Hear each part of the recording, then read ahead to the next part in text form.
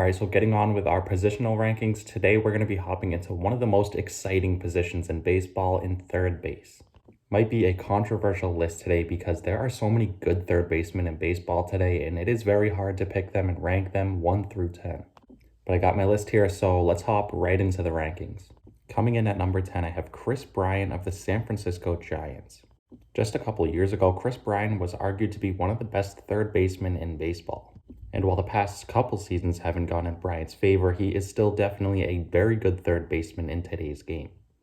Last year, between the Cubs and Giants, Bryant played in 144 games where he hit .265 with 25 home runs, 73 RBIs, 10 stolen bases to go along with an .835 OPS and a 3.3 WAR. The potential is all there with Bryant, as back in 2016 when the Cubs won their first World Series in over 100 years, Bryant was the National League MVP. And I know that was over 5 years ago, but Bryant is still only 30 years of age heading into this 2022 campaign. He has all the potential in the world offensively. Although I don't think he is going to repeat that 2016 season, I still think he can have a very productive campaign and be a very good player for San Francisco going forward. Coming in at number 9, I have Justin Turner of the Los Angeles Dodgers. Turner has been a fixture in the middle of Los Angeles' lineup for a very long time now. Last year, at the age of 37, Turner had yet another productive season. He played in 151 games where he hit .278 with 27 home runs, 87 RBIs to go along with an .832 OPS and a 3.7 WAR. Defensively, Turner is alright. He's not a great fielder by any means, but he's also not a bad fielder. He's heading into his age 38 season next year, so he has a lot of people beginning to think when he is going to fall off. But last year, Turner proved a lot of people wrong, and I would not be surprised to see him prove more people wrong this year. Turner is an extremely solid option over at third base, and I have him coming in at number 9. Coming in at number 8, I have Anthony Rendon of the Los Angeles Angels. If we were making this case back in 2019, you could make a legitimate argument that Rendon would be number 1. He was an absolute stud in his Washington days. But ever since coming over to Los Angeles, he hasn't been the same player. He did play okay in 2020, but last season was the worst year of his career. He only played in 58 games where he hit .240 with 6 home runs, 34 RBIs, and a 712 OPS. But like I said before, Rendon was a stud in Washington, and after just one bad season, I can't put him too low. It honestly feels pretty disrespectful putting this guy this low, but it just goes to show just how stacked third base is. I'm a big believer in Rendon, and I think he's going to have a big bounce back year in 2022, and I would not be surprised to see him even find himself in the conversation as one of the best, if not the best, third baseman in the game. Moving on, at number 7, I have Matt Chapman of the Oakland A's. Chapman has had a very productive seasons up to this point in his career, but last season was not the best. He played in 151 games where he hit only .210 with 27 home runs, 72 RBIs to go along with a .716 OPS and a 3.5 WAR. Now, Chapman has never been known to be the best offensive third baseman, but even for his standards, this was a disappointing offensive year. Defensively, though, this guy is as good as it gets. He is a 3-time Gold Glover and also won back-to-back Platinum Gloves in 2018 and 2019. For those who don't know, the Platinum Glove is awarded to the best player in each league. So in 2018 and 2019, Chapman was the best overall defender in the American League. I'm expecting Chapman's numbers to rise a bit offensively to go along with the elite defense. So I think he's all in all going to be a very productive player this year, and I have him coming in at number 7. At number 6, I have Austin Riley of the Atlanta Braves. Riley broke out last year as he played in 160 games where he hit .303 with 33 home runs, 107 RBIs to go along with an .898 OPS and a 6.1 WAR. Defensively, he has a pretty solid glove over at third base for such a young age, and I only expect it to get better as time goes on. He was one of the most important players for Atlanta last year in their World Series run, and this year he is going to play another key role to their success. If he keeps trending in this direction, he could find himself as the best third baseman in baseball in just a couple of years. So Riley is an all-around great ball player and is still only 24 years old. I have him coming in at number 6.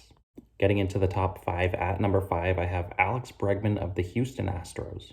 Bregman, similar to Rendon, has shown flashes of dominance in the past but had a down season last year. He only played in 91 games where he hit 270 with 12 home runs, 55 RBIs to go along with a 777 OPS and a 2.1 WAR. A couple years back, this guy was a top prospect in the Astros system, and he showed all of that potential in 2019 where he nearly won the American League MVP award, finishing second place only behind Mike Trout. Defensively, Bregman is above average. He has a really good arm to go along with a great glove. Similar to Rendon, I'm a big believer in Alex Bregman. I think he's going to have a bounce back year, and I would not be surprised to see him in the MVP conversation all year long. All around great player in Alex Bregman here, and I have him coming in at number 5. At number 4, I have Rafael Devers of the Boston Red Sox. Devers is as good of an offensive third baseman you are going to find in baseball. The reason why I don't have him ranked higher is because of his defensive issues. Out of all the players on this list, Devers is probably the worst in terms of defense, but with how good this guy is offensively, it really doesn't matter. Last year, Devers played in 156 games where he hit 279 with 38 home runs, 113 RBIs to go along with an 890 OPS and a 3.5 WAR. He's been one of the more consistent and productive bats in the middle of Boston's lineup over the past couple seasons, and I don't expect that to change next year.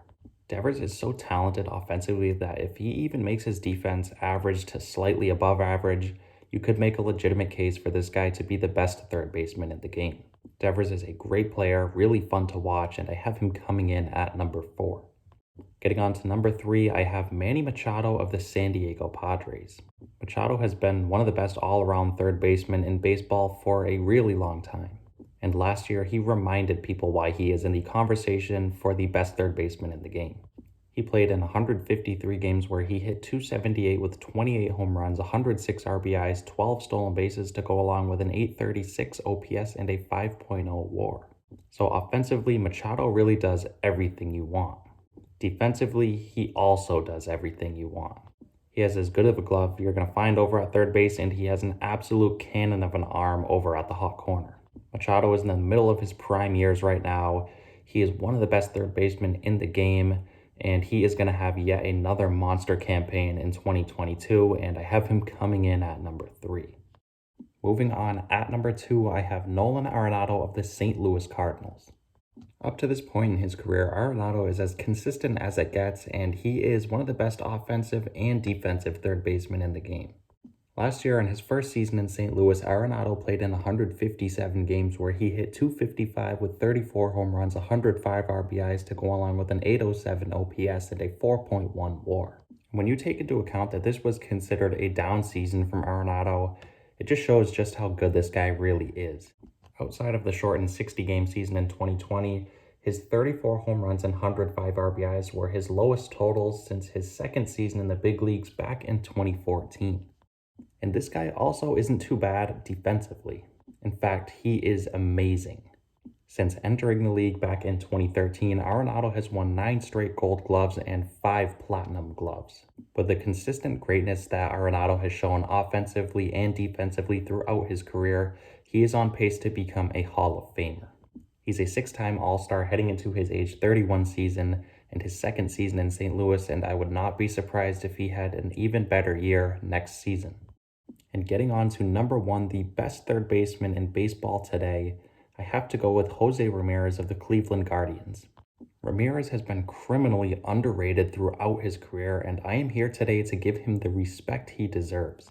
Since Ramirez broke out in 2017, you can make the argument that he has been a top 3 offensive player in baseball. Last year was no different, as Ramirez played in 152 games where he hit 266 with 36 home runs, 103 RBIs, 27 stolen bases to go along with an 893 OPS and a 6.7 WAR. He's finished top 3 in the AL MVP voting 3 separate times, but unfortunately has never won the award.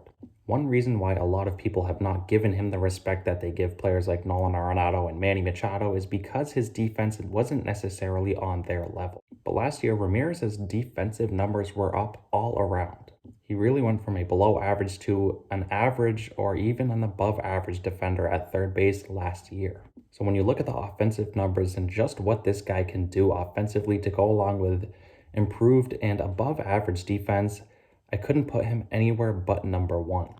So there you have it, my top 10 third basemen in baseball today. Let me know your guys' thoughts down below where you agree or disagree. I'm sure we're going to have lots of disagreements with this one because this is a tough position to rank because there are just so many good third basemen in baseball today. And as always, if you guys do enjoy the content, feel free to subscribe. I'm going to continue to post a lot more baseball rankings here as we move closer to 2022. And lastly, I want to thank you guys again so much for watching, and I'll see you next time.